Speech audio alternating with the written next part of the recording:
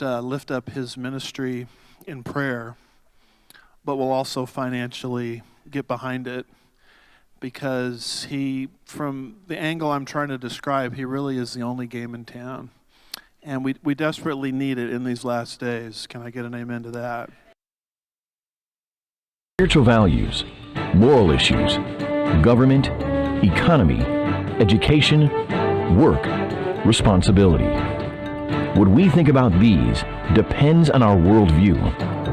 Now, VCY America presents Worldview Radio with Brannon Howse. And welcome to the broadcast on this June 17th, 2025. Joining me today is going to be Anni Cyrus, born and raised in Iran, and our reporter on the ground in Israel, Aaron Lavarco. It is very fluid moving here, the information, and it is getting hard to nail down because some people say one thing and then they turn around and say another. So it's getting very confusing, my folks, and the MAGA coalition seems to be now split right down the middle. And maybe that's what the deep state and the military-industrial complex wanted all along. Get America involved in a war in the Middle East and split the MAGA movement even before the 6th-month anniversary of President Trump's second term. And what will that do to the rest of his agenda? And now, of course, we have reports that America may be indeed getting more involved as ships and planes and refueling aircraft are being moved into the region. We also have threats against the Strait of Hormuz, which could mean quite a bit for energy prices. We'll get to that. And who is really running Iran right now? A lot of their leaders, they're dead. And the quote, supreme leader, end quote, Khamenei apparently is hiding in a bunker that Annie reported last night is very vulnerable. She said that's a very vulnerable location to be in. He won't live very long if he pops his head up. He's going to be very vulnerable trying to get out of there. And now President Trump says we know where he's at, but we're not going to kill him for now. So who's running Iran? Anni Cyrus, she's written an article. She says it's now the IRGC running Iran.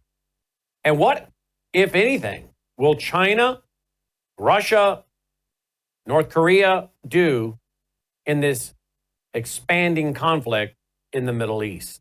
And how does it all fit into Bible prophecy as well?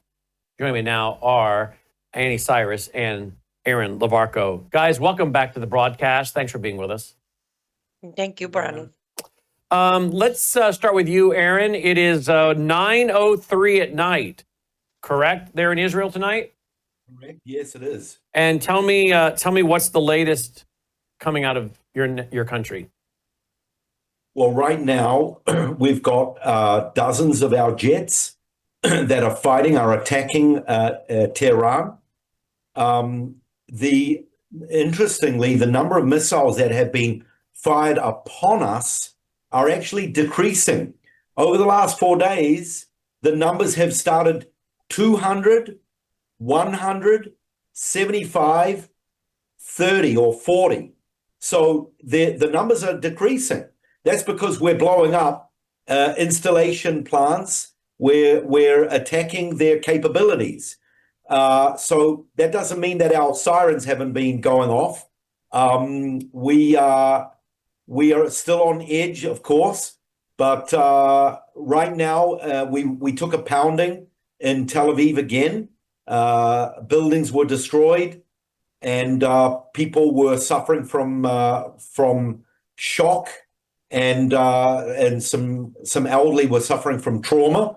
But yeah, we're very much on our edge, watching mainly our Air Force fighting, and of course we're waiting now to see the maneuvers from the Americans, who are now starting to. Donald Trump is starting to talk more and more about sending his perhaps troops, not just Air Force. But the latest big news is that there's talk of the 30,000-pound bombs being sent over on B-52s and dropping them on the Fordow nuclear spot. However, there's concerns that it could cause nuclear fallout. So there's a lot of talk going on. And then, of course, the big news of the letter of Mike Huckabee to Donald Trump as well. So we're following that news. But right now, we're just trying to get updates about how these missiles are getting through, destroying buildings, and we're trying to defend our people as much as possible. But we're also looking at how the numbers from the Iranians are decreasing. And then today, Benjamin Netanyahu and our defense team are saying probably another week at this level, and we could have it all finished. So I don't know exactly what they mean by that. We're not talking about a nuclear, we're not talking about a regime, or they weren't talking about a regime change. They were talking about cutting off the main sources of the Iranian regime's power. Well, let's hold right there for a second. We have the ambassador of Israel to the United States saying, if you thought the pager attack was a big deal, that is going to pair in comparison. It's going to be very small in comparison to what's coming Thursday or Friday. Listen to what he had to say. A number of surprises. When the dust settles, you're going to see some surprises on Thursday night and Friday that will make the beeper operation almost seem simple. Almost seems simple. Any hint as to what that is, Aaron? Haven't got a clue, but I'm excited. All right, let's go over to Annie. Annie, you've got a new article out today. The Supreme Leader just surrendered his throne. You predicted this on our network during Brannon Howse Live a couple times the last few days. Yes. So it has been announced, not by the regime, but Iran International is my main source. But a Supreme Leader decided to give majority of his power to IRGC's Supreme Council. That might be a very new word to your audience. IRGC's Supreme Council was put together or in place in 1980 by Khamenei, the previous Supreme Leader, for times of war, basically. So if the Supreme Leader decides to hand over power, he has the right to do that, which he just did. Technically, it's the military coup, but volunteered by the Supreme Leader. So officially, Iran's ruled by IRGC now, or better yet, IRGC's Supreme Council. Also, from now on, whatever military action is taken will not be followed by Sharia Supreme Leader. It will be followed by Islamic generals. I can break that down if it's needed, Brad. Yeah, go ahead, do it. Okay. So, for example, until 10 minutes ago, people like Tulsi Gabbard kept saying, Iran's not even trying to make a bomb because they're following the fatwa or judgment of their Supreme Leader. And yes, in 2003, Khamenei came out and said, we will not build nuclear weapon because it goes against Sharia. However, as of 10 minutes ago, the judgments and fatwas by the Supreme Leader are completely off the table. Everything's off the table. Now it's Islamic commanders following every step by Sharia put in place by Muhammad. Behead him, slaughter him, kill him, take him captive, whatever is in Sharia book is now on play as far as the military and governance of Iran applies. So, Donald Trump has now basically thrown his DNI under the bus, Director of National Intelligence, Tulsi Gabbard. He said, I don't really care what she's saying when it comes to the fact that Iran doesn't have a nuclear weapon yet. I think they do. So did Dr. Peter Vincent-Pry and many, many others. I think even the former CIA director, James Woolsey, believed that as well, according to Pry. But President Trump kind of threw her under the bus last night on Air Force One, did he not? Yes, he did. He definitely did. But I'm not a Tulsi Gabbard fan. I have never been. I from day one, I said she's going to turn against us. And But however, as far as throwing her under the bus, this is not a new move by President Trump. He tends to do that when things start to work against him. Mm-hmm. And since you said President Trump, I just want to mention something. I have not had the chance to even post this yet, but I want to tell my fellow Americans as much, we love our country, no question about it. And as Brannon said, we give grace to President Trump when he does something right or when he does something good. But please don't fall for the whole copying code by code of Netanyahu today. We know where Khamenei is, but we're not targeting him today. He's an easy target. These are word by word what Netanyahu has been saying for the last 3 days. So cheer him when he's doing something right. But I've seen online people are like, look, he's calling for Khamenei's decent. He's not. He's literally copying whatever was said by Bibi Netanyahu for the last 3 days. As soon as he comes out, is made. Fox News had the headline. Let me get actually took a picture of it as I went through the room and saw the TV was on. And the headline by Fox was, Trump, we have complete and total control of the skies over Iran. What do you mean? Exact sentence Netanyahu said 2 days ago. What do you mean we? I didn't realize we were involved in anything. I thought we were not involved. I mean, we have been told so many different things by this administration that if this were another administration, the loudmouths on social media would be screaming and hollering. But no, they're not, because they're more committed to their clickbait and MAGA movement than they are putting out good information. But they would be screaming and hollering any other administration where you're into now day 5 and the president has still not addressed the nation. But Bill O'Reilly is texting with him, and Bill O'Reilly is spilling the evidence of those talks. But the president of the United States has not addressed the American people, but has time to text with Bill O'Reilly. That is insulting to the 77 million people that voted for him, and frankly, those that didn't vote for him that are taxpayers.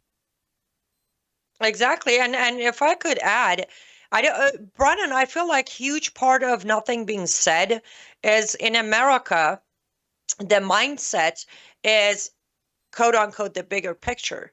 A majority of Americans are just focusing on, are we going to go to war or not? There is way more factors involved than are we going to go to war or not.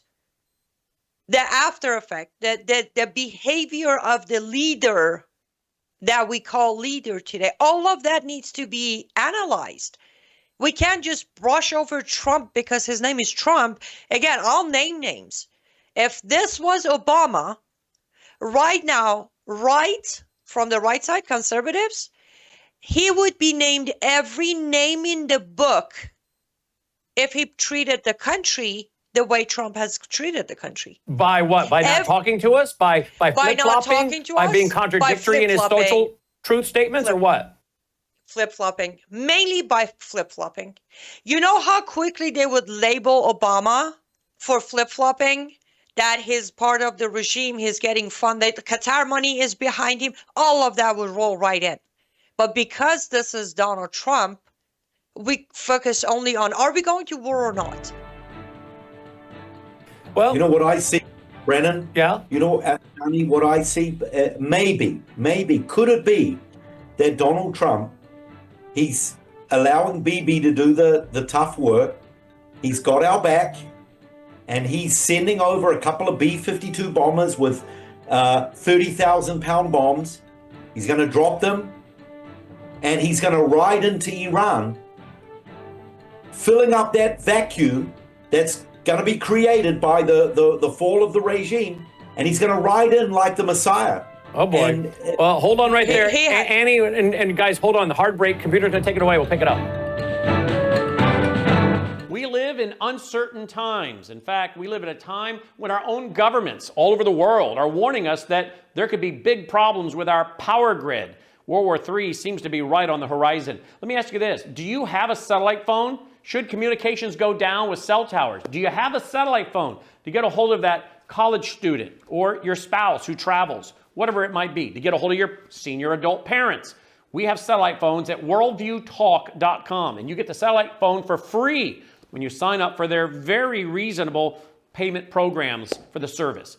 Sign up for the service with a reasonable contract, get the satellite phone for free.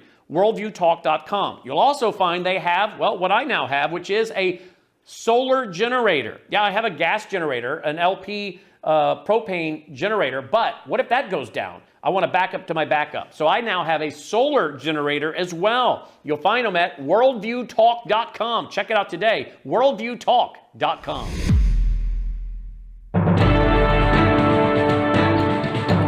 Welcome back. Glad you are with us. Worldview Radio, our website, worldviewradio.com. Worldviewradio.com. We're joined by Aaron Levarco, our reporter on the ground in Israel. We send him regular love offerings so he can be with us all hours of the day and night. If you appreciate that, we appreciate your support. Worldviewfoundation.com. Worldviewfoundation.com. You think we'll have plenty to talk about at our fall conference, our 22nd annual national conference coming up Friday night, October 3rd, Saturday, October 4th. I think we will. What a lineup we have. Full details at worldviewstore.com, worldviewstore.com. Don't forget about our Thursday night optional foundation banquet with keynote speaker Hedia, born and raised in Iran. No, her parents were from Iran. She came over here, was born here. But her family has known the prince for a long time. Pictures of him in their home we showed on TV the other night. She worked in the State Department. She even let out to us the other night that she actually traveled and met with Gaddafi. I'm like, she's got so many stories she hasn't told us. She's got some fascinating stories having worked in the intelligence arena. She's a former Muslim, became a Christian, goes to Jack Hibbs Church, and she'll be with us on that Thursday night, October 2nd, if you'd like to join us for that banquet. All the details are at worldviewstore.com. Joining me now again is Aaron Levarco and Anni Cyrus of liveuptofreedom.substack.com, liveuptofreedom.substack.com. Okay, Anni, you want to respond to Aaron that maybe Trump's waiting? Reason I have a problem with that, Anni, is because he's said so many different things and contradictory things that I don't know if he really knows. I mean, 1 minute he wants to negotiate, now he doesn't want to negotiate. 1 minute no, we're not going to kill Gaddafi or Khamenei, and then the next minute it's like, well, we're not going to kill him yet. So, I mean, I don't know. It's getting hard to keep up here. But go ahead, respond to what Aaron's maybe saying could happen. So I agree with the ending part of what Aaron said, that he's gonna try to write in there as the Messiah. However, the flip-flop is exhausting. By the way, for your audience, so stay tuned. This afternoon, I will be releasing another 7-minute, not a documentary, but expose in full English subtitle about exactly where Trump is standing with Iran today. Now, flip-flop has gone from, I don't want a deal, I want, I think he said unconditional surrender. He actually put that out in one tweet. Unconditional surrender, all in one word. And that tells me, that's why I agree with the ending statement that Aaron made. Now he realizes, wait, this war is over already. It's over. I need to keep faith. I need to stay the hero, because he knows for a long time he was Iranian people's hero. He knows that. He knows his pictures were being shown in Iran and notes of "come save us, make Iran great again." He knows he's losing that. So the narrative is, first of all, he comes out and repeat everything Netanyahu has said in the last 3 days, claim credit that he's saying it now, including, I mean, I think the only person who didn't know where Khamenei is before Trump's statement was probably, I don't know, some hippie in the middle of Italy getting drunk. So where he's at right now, you told us last night, is in a bad spot. Why is he in a bad spot where he's hiding? Well, help me with the English word, geography, location of where he's at. 12 minutes away from that very location yesterday, Israeli military shot down, what was that thing that transfers the missiles? You told me last night. I forgot the English name. Oh, the launcher, the missile launchers. They shot down missile launchers 12 minutes away from his bunker. The moment he comes out of that bunker, no matter how they coordinate the bunker to the next location, which would have to be one of the safe borders. Safe borders might possibly be maybe Turkey. I don't know, but okay, even Turkey safe. Within 45 minutes from the bunker to the safe area, Israel has clear air space, not Trump, Israel. For the record, we have no control over the sky of Iran. The IDF does. So within that 45 minutes, he's out. They're going to take him out. He has, in any direction from his bunker, any direction from Navizan, there is a 45-minute complete clear sky that Israeli military has proven to keep targeting. That's why it's a very there is no way they can get him out of there. And with what happened to now, last night I claimed, or I said, they did this, they put him there to force his hand to give power to IRGC. And guess what happened this morning? He gave power to IRGC. They buried him. What are your thoughts here, Aaron? You know what I'm thinking of? I'm thinking of Assad when his days were up and numbered. Do you remember what happened the moment that Assad's regime fell? Israel came in and blew up all the military sites, the airports, the runways. Not long after that, Assad ends up in Moscow, in Russia. And the word out on the street is that Israel allowed Assad to flee on the condition that Assad would give them information about where all the ammunition and sites and runways and airplanes, and that's how Israel were able to do that. And I don't know, I doubt if the Ayatollah would do that to his own people in Iran. Anni, what do you think? I doubt if that will happen, but Khamenei would give all information in a heartbeat, and if he didn't, both his son would have spilled their guts. Both of them. Really? Absolutely. Wow. Absolutely. And that's the thing. This was another news we broke on your show last night, Brannon, that his office members, like Chief of Staff and I'm sorry, I'm drawing a blank on the guy's name. Anyways, it is on my Substack for anybody who wants to get the full picture. But they're already on the phone with Russia, Aaron. Confirmed that they're on the phone with Russia. And that was my biggest confirmation. IRGC is about to take power.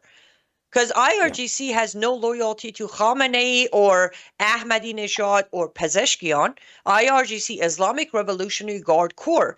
Khomeini put them together to defend and protect Islam across borders. They're not even loyal to, that's why they're not going to last long. Iranian people won't listen to them. They won't obey them in any shape or they know the loyalty of IRGC lies only and only with Islam. No person, no human, no borders, nothing. That's why they buried him to take control. They were getting frustrated from his soft responses. Interesting. So what does that mean? What does that mean for America, you think, Annie? If they're tired of his soft responses and they're feeling like, they're about to be toppled completely, do you think they activate any terror cells around the world or in the U.S.? Or what is your thoughts there? You read my mind. Yes. That's why on the article that on the Substack I put out, I said the West needs to wake up immediately. Things changed very dramatically from last night to today. If IRGC Supreme Council is in charge, now mind you, we know, Brannon, you have covered this over and over. IRGC is not only now in charge of Iran. They have been in charge of Hamas. They have been in charge of Houthis. They have been in charge of Hezbollah. They have been collaborating with Taliban. The big boss just became a biggest boss. They can issue jihad now. They don't need the supreme leader to stamp on it anymore because he just handed over the throne. So yes, things could be very different, not just for America, but for any country that is against Iran or against Islam versus the Islamic jihadists. And can I just tabletop exercise something for a minute? If it comes out that President Trump is throwing in not just offensively but offensively with Israel, and IRGC is in charge, and they start awakening terror cells around the world, and if they do so here in the U.S., and now we have our own October 7th in America. President Trump's popularity in his own party will plummet like a rock. And the world will not only turn on President Trump and Americans, but they'll turn on Israel. And you're going to see the demise of Israel in a lot of ways from a PR standpoint, as well as Donald Trump at the same time. And the only one that wins on this one at the end will be Israel if they come out of this, dealing that with Iran. And then Donald Trump is impeached probably by his own party members, some of his own people, because there's some Republicans up on Capitol Hill, they're screaming and hollering. So this whole thing could be bad at so many different levels. Now I'm just doing a tabletop exercise on this. Yeah, Aaron? Brannon, what you've just said is like, wow. That is potentially where this could be going. I can see that, as you were saying. I hope that's not how it works out. But my question is could not Trump, along with Israel, go after the IRGC, even without the supreme leader? All right, let's ask Anni that. Anni, first respond to my tabletop exercise and then his question, please. Well, your tabletop exercise, if you remember, about a week ago or so, Brannon, me and you were off air on a phone call, and I told you what the plan is with his impeachment and how J.D. Vance is going to be installed by January of next year. And another reason I would say but to fully do that, you'd have to add the October 7th style attack that the media will then exploit. Can you imagine if we have an October 7th attack? Now, then can you imagine the boomerang? You thought we had anti-Semitism with what was going on in Gaza. Wait till this happens in America and they hang it around the neck of Donald Trump and Israel, Anni. Yes, here's the thing. As it is right now, you can see on social media, especially on X, that it's repeatedly just one sentence being tweeted. Remember, Israel started it. Remember, Israel started it. And I have taken on, whenever I have a minute to have a cup of tea, I'm there replying, no, Israel didn't. Iran did in April. Because the delay Trump caused in retaliation has caused Americans to forget that Iran directly attacked Israel in April. Well, he also hasn't gone to the podium in 5 days. Now, you tell me Barack Hussein Obama would not have walked his long legs down that red carpet from the White House into the East Room and given that speech and read that prompter as suave as he could do it and turn around and walk off. He would have done it by now. He would have done it. I know. We watched him for 8 years. 5 days now and nothing. We're getting information from Bill O'Reilly saying, I texted the president the other day and he said this back. And I'm like, really? Really? This is not presidential. This is not educating the American people, not bringing them along, not briefing them. Look, you got to not only try to win the hearts and minds of the Iranian people to trust America, you got to win the hearts and minds of Americans. He's not winning hearts and minds. Not when he's throwing his own D&I under the bus. Let me quickly defend him for a minute. Surprise. I kind of feel like he doesn't mind not doing it. Why? I'll wrap up before that. Because people keep saying, trust Trump, trust his plan. We don't need to know the details. So they're buying into the QAnon, trust the plan. So why do I need to talk? I'll just have everybody trust the plan, which there isn't a plan. It's changing, which is why you got all this flip-flopping like a guppy.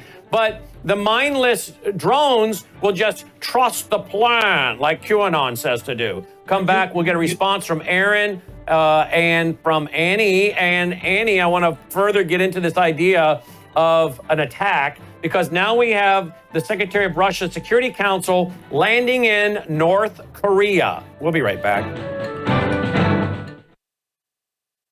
But with Brannon, it's always cutting edge stuff happening in the world.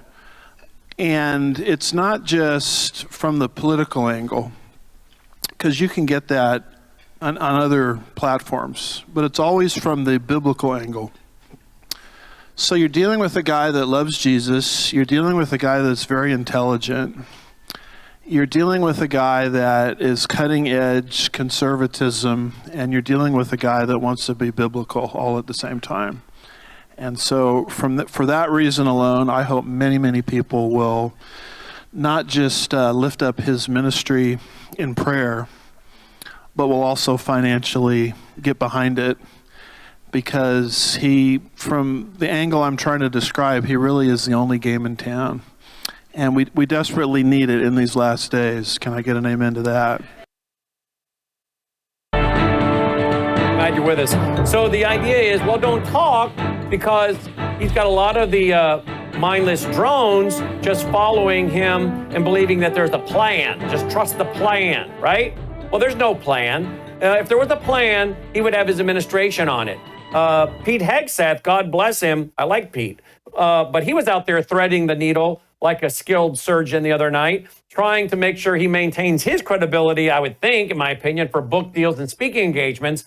Because if he doesn't thread the needle right and looks like he's been a part of something that was against what was the promise of the campaign, no more wars, no foreign wars, then he's tainted. A lot of these people, by the way, nobody's going to want to book them to speak at, your rubber chicken banquet dinners they bring in with speakers. No one's going to want to read their books, so there go the book deals. So a lot of the MAGA world that is not for all of this, you can see the uncomfortable body language, I think is what I'm seeing. But there is no plan. He doesn't even have his own administration on board to a plan. And he's throwing his own DNI under the bus. Someone that Trevor Loudon and many others said, I think Annie, one of them, don't pick her. Don't pick her. She has too many questionable background and associations with reported socialists and those kind of people. I'll tell you who has the plan. The Crown Prince. He's the one with the plan. And he has just addressed the people of Iran. I quote, all it takes now is a nationwide uprising to put this nightmare to an end. May I be with you soon. End quote. He's the one that has a plan, working with a lot of Iranians in country and out of country. And I was suggesting, a month ago, Annie, that President Trump bring in the Crown Prince and put him in a chair, one of the yellow chairs in front of the fireplace, and send that message. You broke the story last night that the Crown Prince, his daughter, the granddaughter of the Shah, you broke the story. She just got married over the weekend, and she married a Jewish gentleman. So to those who think, the Crown Prince is going to go put in some kind of extreme Muslim regime himself, well, his daughter just married a Jewish guy. Annie? Exactly. Yes. And I think that is the plan. Well, not the wedding. You know what I mean. I mean. So okay. You have always told me I can be relaxed here. Yeah. President Trump decides to completely ignore the existence of Prince Pahlavi from 20th of January until today. And I mean ignore, like he doesn't exist. We don't acknowledge his existence. Nothing. On the other hand, President Trump tries to tell Netanyahu to sit back, relax. Here's a copy of my book. Read it. Learn how to make a deal. I'm going to go make a deal. I don't think it is so out there and out of reach to think maybe Prince Pahlavi picked up the phone, called Netanyahu and say, hey, do you remember the time of life under my father ruling Iran? And Netanyahu's like, yeah, I know, there was no bloodshed and we were working together. And, you gave us oil, we gave you technology, we sent our people to teach your doctors how to be good doctors. Do you remember all of that? Let's make it happen. And by the way, everything I just said, I'm not being sarcastic. There's another Substack that came out last night that I gave a full history of Persia and Israel from Cyrus the Great to the time when Israel was able to reclaim its land until today. And this was the life between Jews and Iranians and the government of Israel and Iran during Pahlavi king. I guess one phone call would have made all this happen. You want proof that we're allies? Here's my son-in-law to be, Bradley Sherman, American Jewish businessman. You want to actually come to the wedding too? Because I'm not inviting Trump. Okay, level of sarcasm too much. Tone it down. So yes, I think I think the plan of Prince Pahlavi is now openly, publicly talking about is exactly that. And going back to when I was responding to Aaron's guess, I was shaking my head, Aaron, when you were saying it, because Trump he could try, but he cannot walk into a free Iran claiming Messiah. He cannot. People of Iran have suffered so much. We see right through the smoke screen. We're not sheltered and spoiled like majority of Americans who just believe whatever is in front of us. No, we have suffered 46 years. Some of us in exile, some of us in having prison. We see right through who did what it took for our land to be freed again. And trust me, Trump is not on that list, regardless of what he says on his Truth Social. Aaron, what do you did you know that the Crown Prince's son married daughter married a Jewish man, Jewish American businessman? You're muted, Aaron. I think you're muted, Aaron. Wait a minute. I'm sorry. What? It was Logan. No, it's Logan. He fixed it. Sorry. Go ahead. No, I did not know that. No. But I would like to just respond to Anni. Look, you're from Iran. You know the situation far deeper than me. And I would agree with you by saying Trump's not going to march in. And however, I'm going to throw this in to the table. Mike Huckabee's letter to Donald Trump, to me, that was very significant. And I kind of almost see that like, you know, for Mike Huckabee to do that, is it okay to talk about this a little bit, Brannon? Yeah. I mean, it's all public. He put out a text. By the way, some folks are asking, what is IRGC? It's the Islamic Revolutionary Guard. Sorry, guys. We try not to use initials and not define them. Sorry for that. IRGC is the Islamic Revolutionary Guard. That's the military. That's who's running Iran now. Annie's the one that's got a story on that at liveuptofreedom.substack.com. But yes, it's a very, very long, I have a hard time believing Donald Trump took the time to read that whole text. It was so long. But it was a very long text from Mike Huckabee, the ambassador to Israel from the U.S., basically saying, look, I'm your man. You sent me here. I'll keep the flag flying above our embassy. But God has chosen you, spared you the assassination attempts, to be here now, to do this. And you need to listen to how God directs you. That's what he said. Okay. So on that point, for me, it's almost like Huckabee is changing his lane from being the ambassador. It's almost like he's taking a role as a pastor or as a Paul to Timothy or someone. It's almost like he's giving Trump almost an anointing to go ahead and do something. And I don't know what that is. And I don't know the ramifications of Mike Huckabee's letter. Personally, I think it was very significant that he wrote that. And we all know, I think we may or may not agree that to some degree or another, Trump is a believer, but what kind of spirituality does he have? We know that when he was in the Middle East a month ago, we didn't really see much of a Christian spiritual man. We saw him as a president and as a businessman. Mike Huckabee has put the spotlight on his spiritual walk. He refers to the assassination plot. I'm really interested to see when Trump is going to respond to what Huckabee wrote. I don't take that lightly. I think it's very significant. Let's see and let's pray into that. That could, in Isaiah 45 verse 1, it says the Lord Almighty has chosen you, Cyrus. The Hebrew word chosen is Mashiach, which means the anointed one. And I don't like to use that term for Donald Trump, the anointed one. But who knows, maybe God has raised him up for, in the words of Mordecai to Esther in the ancient book of Esther, which happened in your ancient homeland, Anni, Persia, maybe he has been chosen for such a time as this. Certainly Huckabee has. I'm intrigued. We've got millions of people praying for Trump, for Huckabee, Let's see, and let's pray into that. I don't know exactly how. We got breaking news. Netanyahu says, quote, "We are changing history. I said we would change the face of the Middle East, and we're doing it. We are eliminating the evil empire in Iran that threatens our existence in many parts of the world, a moment of pride for Israel," end quote.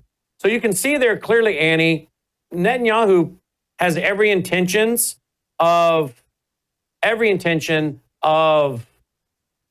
ending this regime. Yes, and actually, a little bit ago, I sent a short video to Logan that could be that's definitely following what you're saying, and then also answer Aaron's question from the earlier of the program, where he said, "Looks like the missiles coming our way is lesser and lesser." They hit, not just now, I sent a video probably half an hour ago, but they hit the biggest missile place where they keep their missiles. Israel just blew it up to pieces. No missiles left. Aaron, this is why they don't have missiles to send you, because your wonderful military just located where they're keeping their missiles and pretty much turned it into ashes. And on top of that, this is what a serious, committed goal looks like. Yeah, by the way, Anni and Brannon, our defense minister, Israel Katz, he said there are still 10 nuclear sites in Iran, and we are going after every one of them. 10 nuclear sites. Yes. Well, they technically damaged 2 out of the 10, fairly good enough for it to be pushed back 10 years of progress. Yeah. So there is 8 that still needs to be addressed. Yeah, and like I said earlier, there is concern, especially with the Fordow, I think you pronounce it, nuclear site, that by going after some of them, it may cause nuclear fallout. And this is a major concern for both Israel and the United States. Yeah, by the way, we got breaking news out of the State Department. Annie, you're going to love this. Here we go. This is out of the State Department. Here we go. I'm not going to characterize what President Trump says or tweets, for that matter. He doesn't need characterizing. He's one of the most transparent, one of the most clear individuals that we've known. I think that we can take his word for his word, but I'm not going to speculate on, in a larger sense, what that would mean. That is up to the president. He is the singular guiding hand about what will be occurring from this point forward, as he has been. Whoa, what? What? Listen again. In a larger sense, what that would mean, that is up to the president. He is the singular guiding hand about what will be occurring from this point forward, as he has been. And I think that dynamic is pretty clear. He says he wants an end, as he has said about every conflict that he has, as a peacemaker, worked to stop peacefully through diplomacy. That has been his commitment. And he wants these things, as he said about a number of situations, not for a month or 6 months, but durable ends to this nature of forever wars. And that has been his posture, and that's his posture now. Singular guiding hand? How is that even possible? Annie, how is that even possible? His posture looks like mine, shifted 12 degrees to the left from neck and 10 degrees to the right from shoulder, right? I don't know, maybe he's becoming a dictator. Is that what they just admitted to? Singular guiding hand. I mean, how can he do that in the Middle East? Aaron, we'll get to that more when we come back. Wow. Be sure to stay tuned for Crosstalk coming up at 2 p.m. Central Time right after this broadcast at bcy.org. I'll tell you one little quick story. We had a Worldview weekend client who lived in California, lost their house. Very wealthy guy.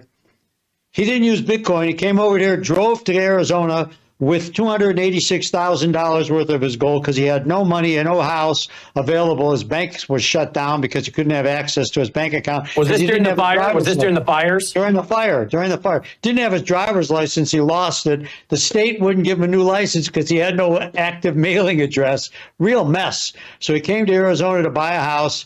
He's moving everything over. He said, the only thing I got in my possession that I can get liquid with right now is my gold. I gave him a check for $286,000, and guess what? I didn't need his social, his driver's license. Sort of smiled, and I said, I know you and Brannon talked about how this worked, but boy, this is great. I feel good. I got my money. Nobody bothered me, and I'm protected, and it's private. Just simply go to worldviewgold.com, fill out the form, worldviewgold.com. All right, welcome back. Glad you're with us. Worldview Radio website, worldviewradio.com. So, let me just address something here, folks. We are not here to say what you want to hear, okay? We're not here to tell you what you want to hear. We're here to tell you what you need to hear.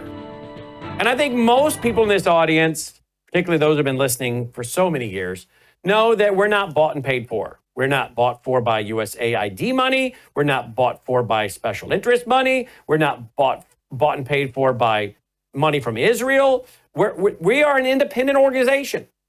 And we told you from the beginning, when President Trump does things we like, we will tell you what we like and why we like it. When we have a problem, we're going to tell you.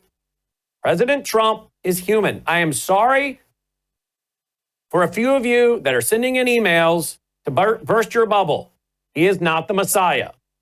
He is not perfect. Okay? He is human. He's going to make mistakes. The presidency, frankly, is too big for one person. That's how it's designed, on purpose, to be too big for one person, so that he can be overwhelmed, any president, and controlled. He's not even in full control. We all know he is not. That's why past presidents like Ronald Reagan and others have referred to the power elite. Okay?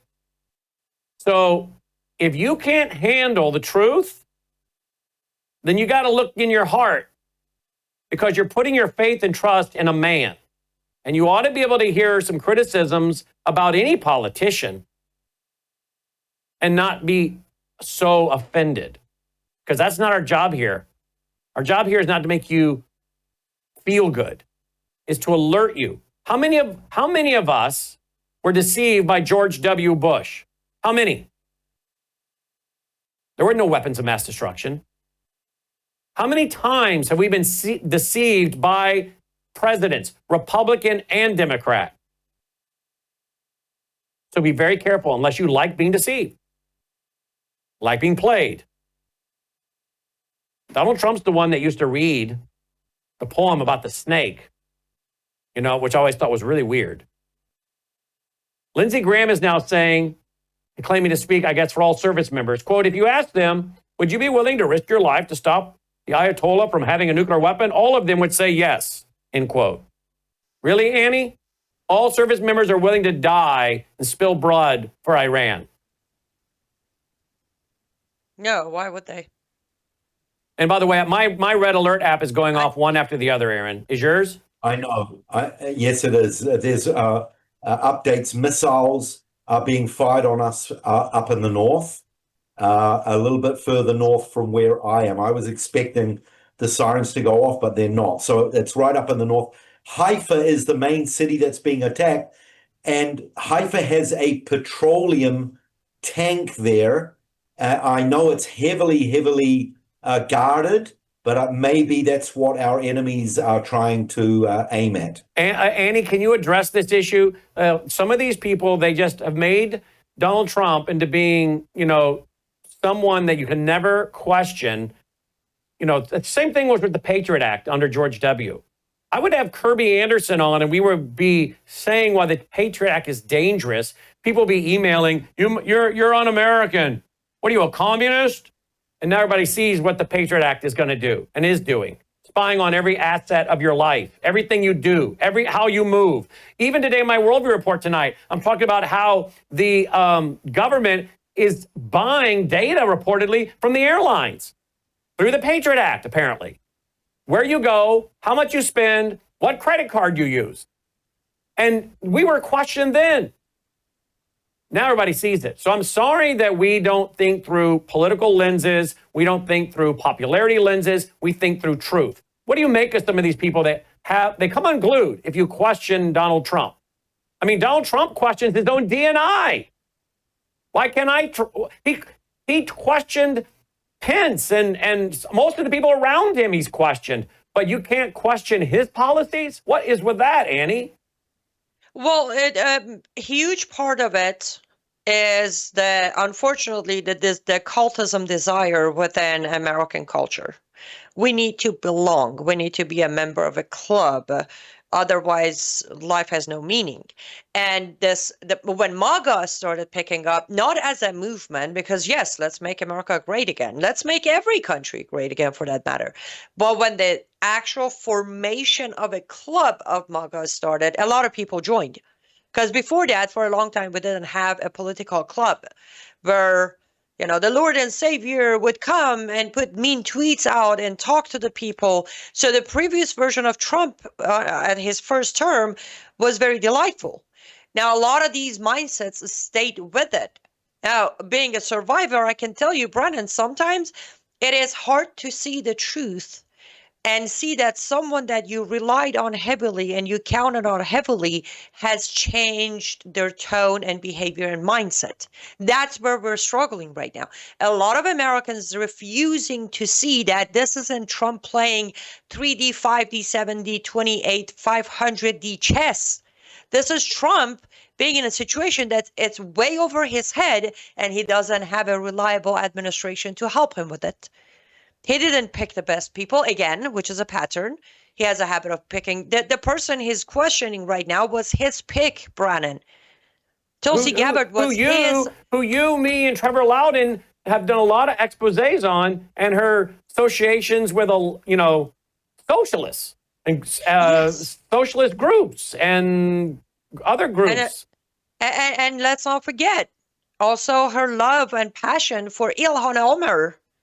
Back in 2018, calling Trump a bigot. Go ahead. By the way, breaking news. Jordan's king tells the European Parliament, quote, Israel's expansion of its offensive to include Iran, end quote, is a threat to people everywhere.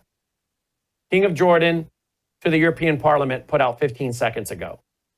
Now, Aaron, we're going to have to wrap here about 60 seconds. But I could see very quickly where this starts to turn on your nation big time. How do you see that? Well, he's at the European Parliament right now. Oh, you're referring to King of Jordan, Abdullah. Yeah. Yeah. Well, he's got his own interests to take care of. He's in the middle here. But he's over there to the European Parliament spreading this propaganda. Yeah, he's just trying to make sure his back is covered. He's in a tight spot. He's right between Israel and Iran. One of our loyal people. Thank you, Brannon. Number one reason I voted for Trump to end U.S. involvement in foreign wars. He needs to be called out. And that's how the majority of our audience feels. And maybe I take it more personal because sitting 20 feet away from me is my 22-year-old son. And I'm trying to do everything I can to be a voice that says, I'm not going to go to World War III and you're not drafting my kid. And if you want your kids to die overseas, go for it. Not me. Stay tuned for Crosstalk. Take care.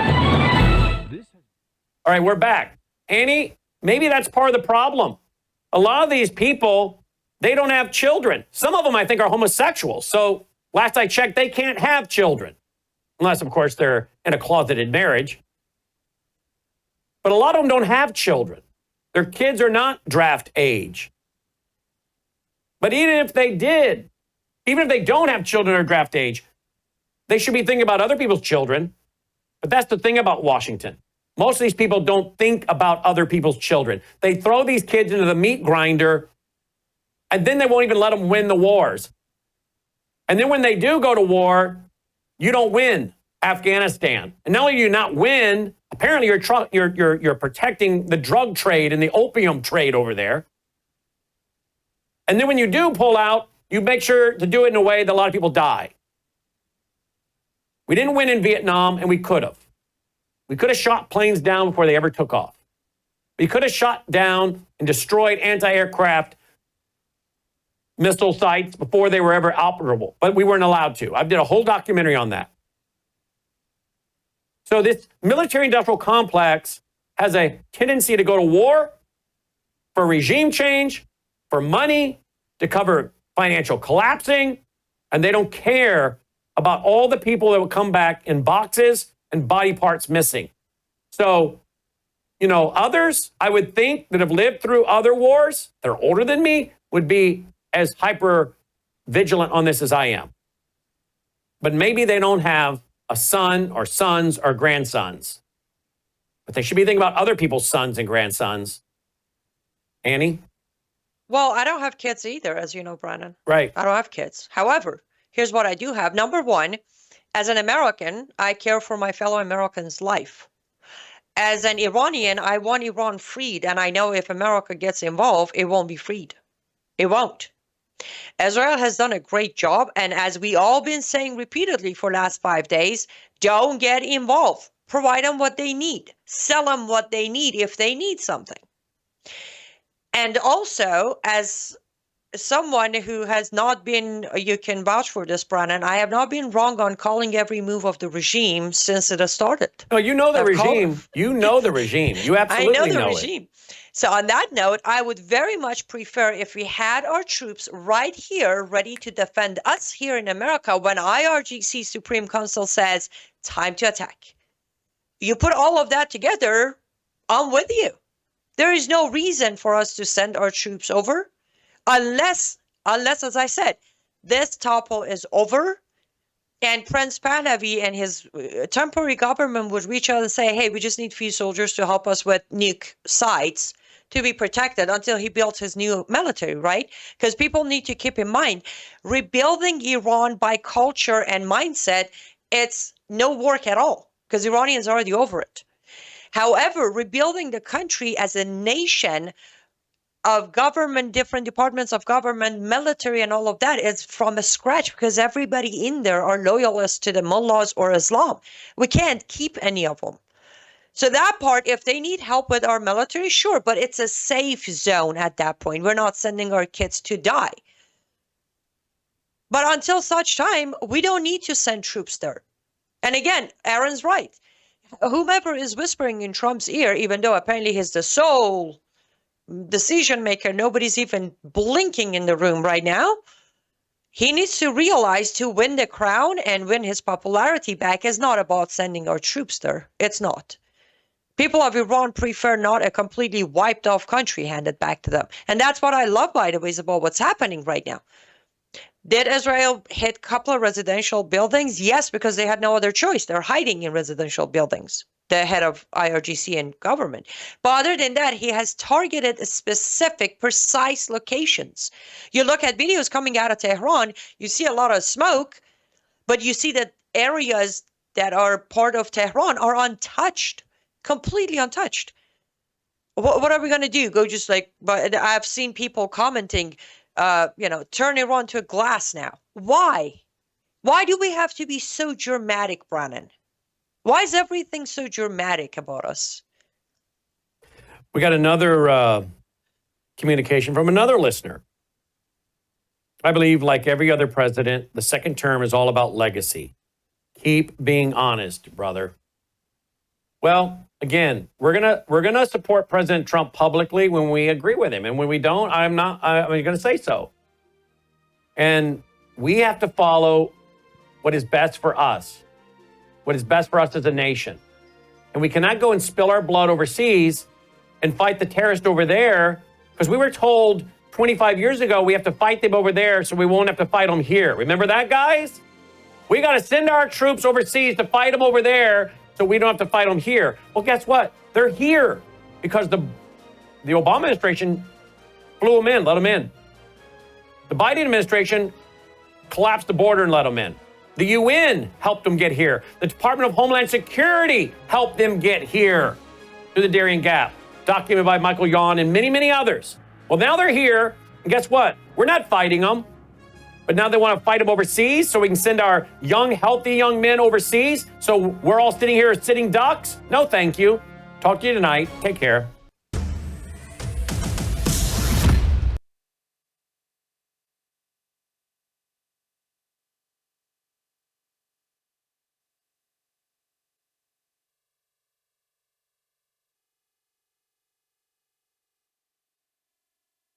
Hello, I'm Brannon Howse. Would you like to gain access to over 20 years of my